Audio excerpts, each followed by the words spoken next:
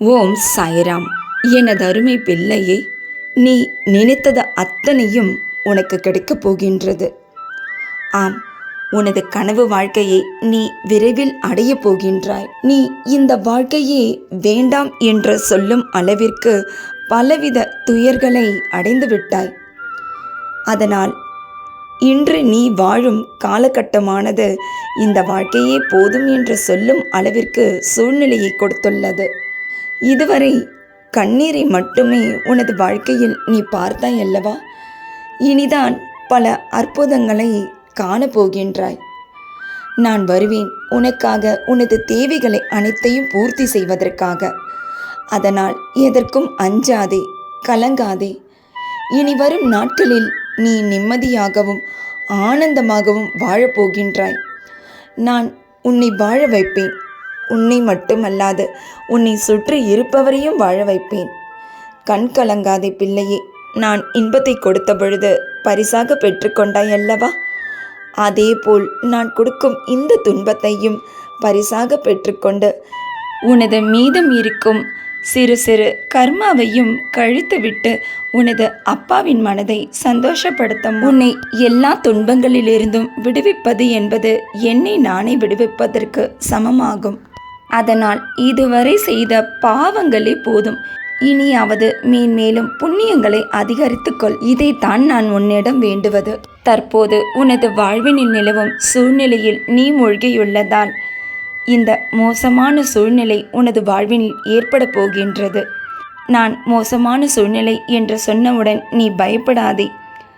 அப்பா, இதுவரை பல மோசமான சூழ்நிலைகளை நான் ஏற்கனவே பார்த்துவிட்டேன்.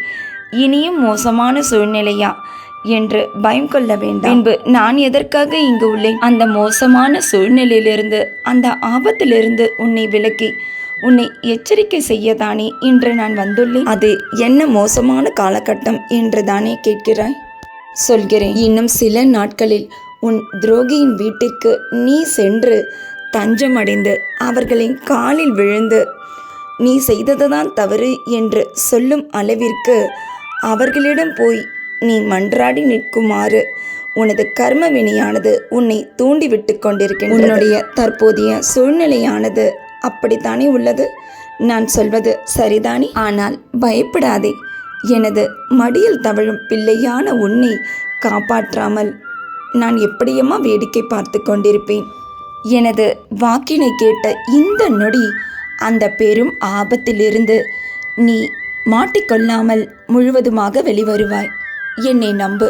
உன்னை யாரிடத்திலும் கையேந்து விடமாட்டேன். தலை குனியவும் செய்ய விடமாட்டேன். பின்பு நான் எதற்காக இங்கு உள்ளேன்? தண்டத்திற்காகவா? என்னை முழுவதுமாக தஞ்சமடைந்த பிள்ளைகளை எப்பொழுதும் எந்த சூழ்நிலையிலும் யார் முன்னிலையிலும் தலைகுனிவு ஏற்படும்படி நான் செய்யவே மாட்டேன். என்னை நம்பு. நீ ஒவ்வொரு முறை தடுமாறி கீழே விழும்போதும் உன்னை தாங்கி பிடித்து கொண்டிருப்பவன் நான் என்பதை என்றுமே மறக்காதே. உனது துன்பங்களானது உன்னை கழுத்தை நெருக்கும் அளவிற்கு நெருங்கிவிட்டது என்றால் உனது வெற்றியும் மிக அருகில் வந்துவிட்டது என்று தான் அர்த்தம்.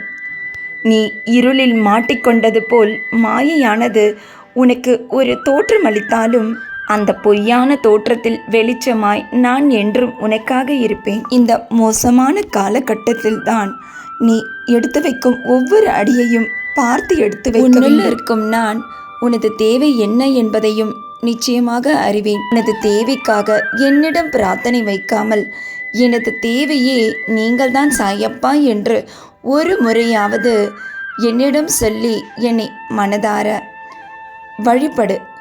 இதைத்தான் நான் உன்னிடம் விரும்புகிறேன். உன் வாழ்க்கையில் என்றென்றும் அன்பும் சிரிப்பும் மிகுதியாக இருக்கட்டும். நீயும் உன் குடும்பமும் சந்தோஷமாக வாழ்வீர்களாக. இன்றும் என்றும் என்றென்றும் உன் சாயப்பா உன் அருகினில் வாழ்க வையகம், வாழ்க வளமுடன். ஜெய் சாய்ராம்.